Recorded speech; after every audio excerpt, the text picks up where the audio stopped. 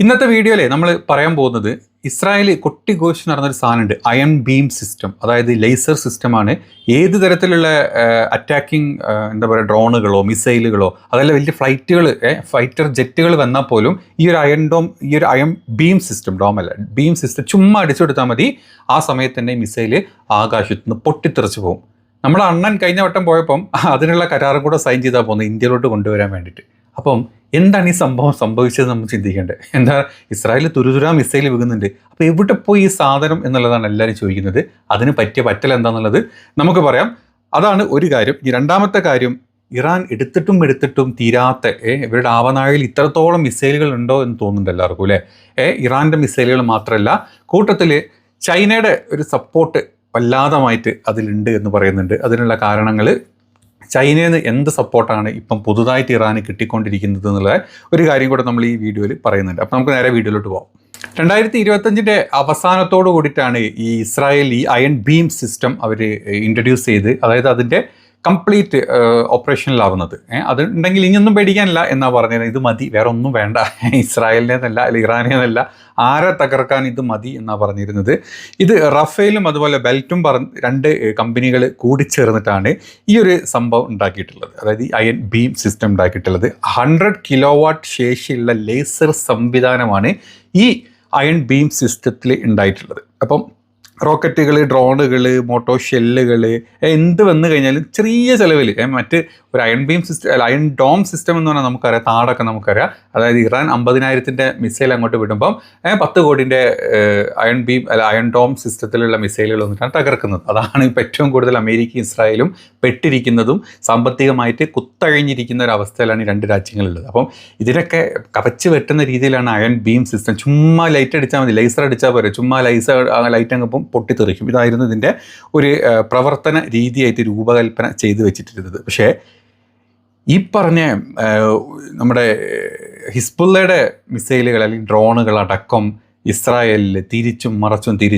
വീണുകൊണ്ടിരിക്കുക. ഇറാൻ്റെ അവിടെ നിൽക്കട്ടെ, ഇറാനുള്ളത് ലോകോത്തര സാധനങ്ങളാണെന്ന് നമുക്കറിയാം, അത് നിൽക്കട്ടെ. ഹിസ്ബുള്ളയുടെ ഒരു ഡ്രോണ് പോലും തകർക്കാൻ ഈ അയൺ ബീം സിസ്റ്റത്തിന് പറ്റുന്നില്ല എന്നാണ് ഇപ്പം വിദഗ്ധർ പറയുന്നത്. അതിനുള്ള കാരണങ്ങളാണ് ഏറ്റവും വലിയ കോമഡി. അതായത് വലിയ പ്രതീക്ഷയോടെയാണ് ഇത് അവതരിപ്പിച്ചെങ്കിലും യുദ്ധക്കളത്തിൽ ഈ സംവിധാനങ്ങൾ അമ്പേ പരാജയമായിട്ടുണ്ട് എന്നാണ് ആളുകൾ പറയുന്നത്. ഹിസ്ബുള്ളയുടെ വില കുറഞ്ഞ ഡ്രോണുകൾ പോലും ഇസ്രായേലിൻ്റെ വ്യോമാതിർത്തി സുഖമായിട്ട് ഭേദിച്ചിട്ട് ചുമ്മാ അങ്ങ് വീണുകൊണ്ടിരിക്കുകയാണ്. ഇതിനെ തകർക്കാൻ ഇസ്രായേൽ കയ്യിലുള്ള അയൺ ഡോം സിസ്റ്റങ്ങൾ യൂസ് ചെയ്ത് അതെല്ലാം തകർന്നു. ഇപ്പം ഇനി അതുമില്ല, റഡാറുകളും ഇല്ല. പിന്നെ തങ്ങളുടെ കയ്യിലുള്ള ഹെലികോപ്റ്ററുകളും അതുപോലെ തന്നെ മറ്റ് ഫൈറ്റർ ജെറ്റുകളും മേലോട്ട് പോയിട്ടാണ് ഇപ്പോൾ ഓരോന്നിനെ തകർത്തുകൊണ്ടിരിക്കുന്നത്. അവിടെ വികാത്ത കാര്യങ്ങളുണ്ട്, അതിനെപ്പറ്റി തകർത്തുകൊണ്ടിരിക്കുന്നത്. അപ്പം എന്തുകൊണ്ടാണ് ഈ അയൺ ബീം സിസ്റ്റം ഇത്രയും വലിയ പരാജയമായത് എന്ന് പറയുന്നത്, ഇതിൻ്റെ ശേഷി, ഈ സംവിധാനത്തിന് ഒരു സമയം ഒരൊറ്റ ലക്ഷ്യത്തിന് മാത്രമേ ഇതാക്കാം. അതായത് ഒരു അയൺ ബീം സിസ്റ്റം ഉണ്ടെങ്കിൽ ഒരു സമയത്ത് വന്നു കഴിഞ്ഞാൽ ഒന്നിൻ്റെ മേലോട്ട് മാത്രം അടിച്ചില്ല, അതിനെ ഫോളോ ചെയ്ത് റഡാർ വെച്ചിട്ട് അതിനെ ഫോളോ ചെയ്ത് അതിനെ സ്റ്റോപ്പ് ചെയ്യാനേ പറ്റുള്ളൂ. പക്ഷേ ഇറാനും അല്ലെങ്കിൽ ഈ പറഞ്ഞ ഹിസ്ബുള്ളയൊക്കെ എന്താ ചെയ്യുന്നത്, ഒരേ സമയത്ത് 100 മിസൈലുകളും അല്ലെങ്കിൽ 100 ഡ്രോണുകളൊക്കെ ഒറ്റ സമയത്ത് പോകുന്നത്. ഇത് സെറ്റ് ചെയ്ത് വന്ന് ഒന്നിനെ തകർക്കുമ്പോഴേക്കും ഇപ്പുറത്തെ ഒരു 10 എണ്ണം വീണുകൊണ്ടിരിക്കുകയാണ്. അങ്ങനെ ഇത് വലിയൊരു പരാജയമാണെന്ന് ഇപ്പം ഇസ്രായേലിന് മനസ്സിലായി. Not the point. നമ്മുടെ അണ്ണൻ അവിടെ പോയിട്ട്, നമ്മുടെ അവിടെ പോയിട്ട് ഇതിന് സൈൻ ചെയ്ത് പോന്നിട്ടുണ്ട്. എത്ര ഒരു കോടിൻ്റെ കരാറാ. അംബാനിൻ്റെ പോക്കറ്റ് വീർക്കും, BJPൻ്റെ ഫണ്ടും വീർക്കും എന്ന് നമുക്കറിയാം. എങ്കിലും നമ്മൾ കൊടുക്കുന്ന പൈസക്കാണ് ഇപ്പം അതിന് പരിപാടി കാണിച്ചു കൊടുക്കാൻ ആലോചിച്ചാൽ മതി. അപ്പം അയൺ ബീം സിസ്റ്റത്തിൻ്റെ കാര്യം നമ്മൾ പറയുന്നത് അങ്ങനെ. ഇതാണ് ഇതിൻ്റെ ഏറ്റവും വലിയ ഒരു സംഭവം. പിന്നെ കാലാവസ്ഥയുടെ കാര്യം എടുത്ത് നോക്കിക്കഴിഞ്ഞാൽ ഈ അന്തരീക്ഷത്തിൽ ഈർപ്പവും അതുപോലെ പൊടിപടലങ്ങളൊക്കെ കൂടുമ്പം ഈ ലേസർ കിരണങ്ങൾ പലതായിട്ട് ചിന്നിച്ചിതറിപ്പോവും. അതുകൊണ്ട് ഇത് ലക്ഷ്യസ്ഥാനത്തിട്ട് എത്തണമില്ല. അതുകൊണ്ട് ഈ പറഞ്ഞ സാധനം, അതായത് ഓൾറെഡി അവിടെ പുകയും അല്ലെങ്കിൽ പൊടിയും പടലൊക്കെ ഉണ്ട്, അത്രയും മിസൈലുകളും വീണ് മൊത്തത്തിൽ തകർന്നിരിക്കുന്ന സമയത്ത് ഇതിൻ്റെ ഇടയിൽ കൂടി ലേസർ പോകാൻ പറ്റുന്ന ലേസർ സ്കാറ്റേർഡായിട്ട് പല വഴിക്ക് പോകുന്നത് കൊണ്ട് ഇത് വമ്പൻ പരാജയമായി മാറിയിരിക്കുകയാണ്. അതാണ് മറ്റൊരു കാര്യം. ഇനി ഇതിൻ്റെ വേഗത, അതായത് ഇങ്ങനെ വേഗത കുറഞ്ഞതും ഭാരം കുറഞ്ഞതുമായിട്ടുള്ള ലക്ഷ്യങ്ങൾക്കാണ് ഇത് നിർമ്മിച്ചത് എന്നാണ് അവർ പറയുന്നത്. പക്ഷേ ബാലിസ്റ്റിക് മിസൈലുകളുടെ സ്പീഡും ഇറാൻ്റെ ഡ്രോണുകളുടെ സ്പീഡും നോക്കുമ്പം ഇതിൻ്റെ പിന്നാലൊന്നും എത്താൻ പോലും പറ്റുന്നില്ല എന്നാണ് ഇപ്പോൾ അവിടുത്തെ വിദഗ്ധർ കണ്ടുപിടിച്ചിട്ടുള്ളത്. അപ്പം എങ്ങനെയാണ് ഈ അയൺ ബീം സിസ്റ്റം അമ്പേ പരാജയമായത് എന്നുള്ളതിൻ്റെ ഒരു കുറച്ച് ഡീറ്റെയിൽസാണ് നമ്മൾ പറഞ്ഞത്. ഇനി അവിടുത്തെ ആ അവസ്ഥ അവിടെ നിൽക്കട്ടെ. ഇനി അത് മാത്രമല്ല, ഇതിൻ്റെ ഇടയ്ക്ക് ഇന്ന് വന്ന മറ്റൊരു പ്രധാനപ്പെട്ട കാര്യം, എങ്ങനെയാണ് ചൈനയും അതുപോലെ തന്നെ റഷ്യയും സപ്പോർട്ട് ചെയ്യുന്നത് നമ്മൾ കണ്ടു. കഴിഞ്ഞ കുറച്ച് ദിവസങ്ങളായിട്ട് ഇറാൻ പ്രോപ്പറായിട്ടുള്ള ഇൻറ്റിമേഷൻസ് കിട്ടുന്നുണ്ട് റഷ്യയുടെ സൈഡിൽ നിന്ന്. അതായത് അവരുടെ സാറ്റലൈറ്റ് സംവിധാനങ്ങളും കാര്യങ്ങളും വെച്ചിട്ട് എന്തൊക്കെ എവിടെയൊക്കെ ഏതൊക്കെ എന്നുള്ളത് കറക്റ്റായിട്ട് പറഞ്ഞു കൊടുക്കുന്നുണ്ട്. അതനുസരിച്ചിട്ട് ഇറാൻ പൊട്ടിച്ചുകൊണ്ടിരിക്കുന്നുണ്ട്. അത് കടലിലാണെങ്കിലും വിമാനത്തിലാണെങ്കിലും ഇസ്രായേലിൻ്റെ തെരുവിലാണെങ്കിലും പൊട്ടിച്ചുകൊണ്ടിരിക്കുന്നുണ്ട്. ഇനി അതല്ലാണ്ട് ചൈനയുടെ സൈഡിൽ നിന്ന് ഒരു വലിയ സപ്പോർട്ട് ഇന്നലെ വന്നതായിട്ട് പറയുന്നുണ്ട്. അതായത് ഇറാന് വേണ്ട അവരുടെ മിസൈലിലോട്ട് വേണ്ടിയിട്ടുള്ള ഇന്ധനം ചൈനയിൽ നിന്ന് അയച്ചു കൊടുത്തതായിട്ടുള്ള റിപ്പോർട്ടുകൾ വരുന്നുണ്ട്. ഇതിൻ്റെ ഇന്ധനക്കടത്ത്, മിസൈലിൻ്റെ ഇന്ധനക്കടത്ത്, ഇറാനുമായുള്ള ബന്ധം, ബാസിൻ എന്ന ചരക്ക് കപ്പൽ ചൈനീസ് തുറമുഖത്തു നിന്നും മിസൈൽ ഇന്ധനത്തിന് ആവശ്യമായിട്ടുള്ള വസ്തുക്കളെല്ലാം കൂടെ കയറ്റിയിട്ട് ഇറാനിലോട്ട് പുറപ്പെട്ടതായിട്ടാണ് സൂചനകൾ. അതായത് ഒരു ട്രാക്കിംഗ് സിസ്റ്റം വെച്ചിട്ടാണ് ആളുകൾ ഇത് കണ്ടുപിടിച്ചിട്ടുള്ളത്. ഇതിൻ്റെ ബാലിസ്റ്റിക് മിസൈലുകളിലെ ഖര ഇന്ധനമായിട്ടുള്ള സോളിഡ് ഫ്യൂവൽ ഉപയോഗിക്കുന്ന സോഡിയം പെർക്ലോറേറ്റ് ഇതിൻ്റെ പ്രധാന രാസവസ്തുക്കൾ, ഇതിൽ നിറച്ചിട്ടുള്ള സാധനങ്ങൾ പറ്റി പറയുന്നത് ബാലിസ്റ്റിക് മിസൈലുകളിലെ ഖര ഇന്ധനമായിട്ടുള്ള, അതായത് സോളിഡ് ഫ്യൂവലായിട്ട് ഉപയോഗിക്കുന്ന സോഡിയം പെർക്ലോറേറ്റ് ആണ് ഇതിൽ സൂക്ഷിച്ച് വെച്ചിട്ടുള്ളത് എന്ന് പറയുന്നുണ്ട്. ഈ കപ്പൽ കംപ്ലീറ്റ്ലി ഇത് നിറച്ചിട്ടാണ് പോകുന്നത്. മിസൈലിനെ വേഗത കൂട്ടാനും വിക്ഷേപിക്കാനും ദീർഘകാലം സൂക്ഷിച്ച് വെക്കാനുള്ള ഖര ഇന്ധനമാണ് ഈ പറഞ്ഞ സാധനം.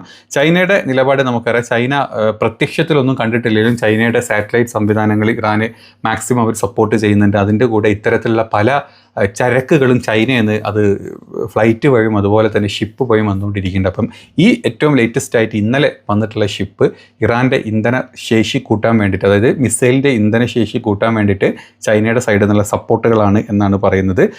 നേരിട്ടുള്ള സൈനിക ഇടപാടുകൾ പകരം ഇത്തരത്തിലുള്ള സാമ്പത്തിക സഹായം, സാങ്കേതിക സഹായം, ഇതൊക്കെ തന്നെയാണ് ചൈന ഇറാന് കൊടുത്തുകൊണ്ടിരിക്കുന്നത്.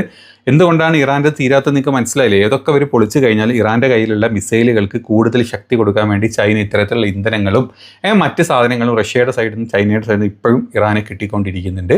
ഇതൊക്കെ തന്നെയാണ് ഇറാൻ പിടിച്ചു നിൽക്കുന്നതും. അതല്ല, നിങ്ങൾ യുദ്ധം നിർത്താൻ അമേരിക്ക വന്നാൽ പോലും നിർത്തൂല എന്നും പറഞ്ഞിട്ട് ഇറാൻ തിരിച്ചടിച്ചുകൊണ്ടിരിക്കുന്നു. അപ്പോൾ ഇതാണ് ഏറ്റവും ലേറ്റസ്റ്റ് ആയി ചൈനയുടെ സൈഡിൽ നിന്നുള്ള ഒരു സപ്പോർട്ടായിട്ട് പറയുന്നത്. അതുമാത്രമല്ല, നേരിട്ടുള്ള സപ്പോർട്ട് മാത്രമല്ല, മുൻപ് ഇറാൻ്റെ സൂപ്പർസോണിക് ആൻറ്റി ഷിപ്പ് മിസൈലുകൾ, അതായത് CM-302 ചൈന കൊടുത്തതായിട്ട് പറയുന്നുണ്ട്. അപ്പം ഇതിലോട്ടും കൂടെ വേണ്ടിയിട്ടുള്ള ഇന്ധനമാണ് ഈ ഷിപ്പിൽ, അതായത് ചൈനയുടെ ഷിപ്പിൽ കടത്തി വിട്ടിട്ടുള്ളത് എന്നാണ് ഇപ്പം അവിടുത്തെ ആളുകൾ കാര്യമായിട്ട് പറയുന്നത്. അപ്പം നിങ്ങൾ നോക്കണം, നമ്മൾ ഷോർട്ടായിട്ടുള്ള വീഡിയോ ആണ്. ഇത്തരത്തിലുള്ള കുറേ കാര്യങ്ങൾ അവിടെ നടക്കുന്നുണ്ട്. എന്തുകൊണ്ടാണ് ഇസ്രായേലിന് ഒരു രീതിയിലും പിടിച്ചു നിൽക്കാൻ പറ്റാതെ ഒരവസ്ഥ ഉണ്ടായത്? ഇത്തരത്തിലുള്ള അയൺ ഡോം സിസ്റ്റങ്ങളും അയൺ ബീം സിസ്റ്റങ്ങളും കമ്പേ പരാജയപ്പെട്ടിരിക്കുകയാണ്. കൂട്ടത്തിൽ ചൈനയുടെയും റഷ്യയുടെയും ഇത്തരത്തിലുള്ള സപ്പോർട്ട് ഇറാന് ബാക്ക് ടു ബാക്ക് വന്നുകൊണ്ടിരിക്കുന്നുണ്ട്.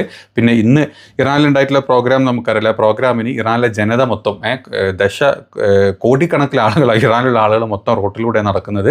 കൂട്ടത്തിൽ ഇറാൻ്റെ പ്രസിഡന്റ് നടക്കുന്നുണ്ട്, മസൂദ് പെഷഷ്കിയാൻ നടക്കുന്നുണ്ട്, ഇറാൻ്റെ വിദേശകാര്യമന്ത്രി അബ്ബാസ് അറാച്ചി നടക്കുന്നുണ്ട്, പിന്നെ എന്താ പറയുക, സുപ്രീം സെക്യൂരിറ്റി ലീഡറായിട്ടുള്ള അലി ലാരിജാനി, ഇവരൊക്കെ റോട്ടിൽ ഇറങ്ങി നടക്കുകയാണ്. ഒരു സ്ഥലത്ത് അണ്ണൻ മറ്റേ കൂമ്മൻ വിളിച്ച പോലെ, അല്ലെങ്കിൽ ചുണ്ടലി വിളിച്ച പോലെ ഏതോ ജർമ്മനിയിലോ ഇനി എവിടെയെന്ന് പോലും ആർക്കും അറിയില്ല. കാരണം അണ്ണൻ്റെ ഫ്ലൈറ്റ് കിടക്കുന്നത് ഇപ്പോൾ ജർമ്മനിയിലാണ്. ജർമ്മനീൻ്റെ ഉള്ളിൽ എവിടെ ഒളിച്ചിരിക്കുകയാണ്.